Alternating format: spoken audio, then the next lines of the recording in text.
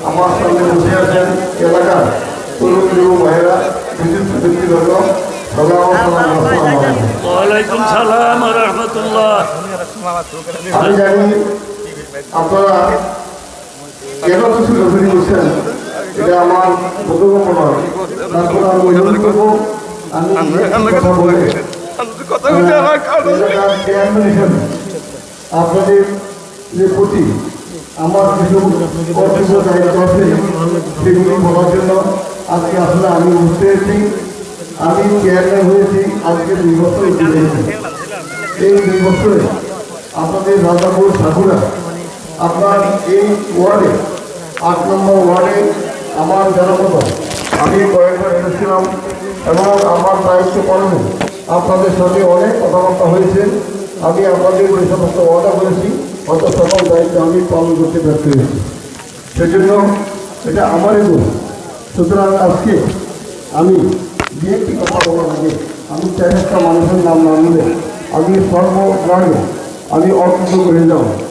আমাদের যেমন পুত্রকালী সাহেব, তিনি মারা গেছেন, অনেক দিন আগে মারা গেছেন। এই পুত্রকালী সাহেব এই এলাকার এই সুন্দর সমাজ নির্মাণে তার ভূমিকা ছিল। আমাদের গ্রামে আলী আহমদ সাহেব, তিনি মারা গেছেন। তারপরে ডাক্তার আমাদের নুরুল হক সাহেব, তিনিও মারা গেছেন। মাস্টার শামসুল সাহেব এবং আমাদের হোসেন মাস্টার সাহেব চরম অসুস্থ। তাই আজকে এই সমস্ত লোকদেরকে আমি সরকার সঙ্গে স্মরণ করি। আজকে দুনিয়াতে কেউ থাকবেন না, যিনি কিছুক্ষণ আগে আন্তর্জাতিক খ্যাতি সম্পন্ন এবং আপনাদের আমাদের অত্যন্ত প্রিয় জহিরুল ইসলাম নায়েক সাহেব আপনাদের সামনে যে আলোচনা করছেন, আপনারা নিশ্চয়ই এই আলোচনা শোনার জন্য সবাই অতি আগ্রহ বসেছিলেন। তাই আজকে আমি মনে করি এই রাজাপুর সাকুরার নারী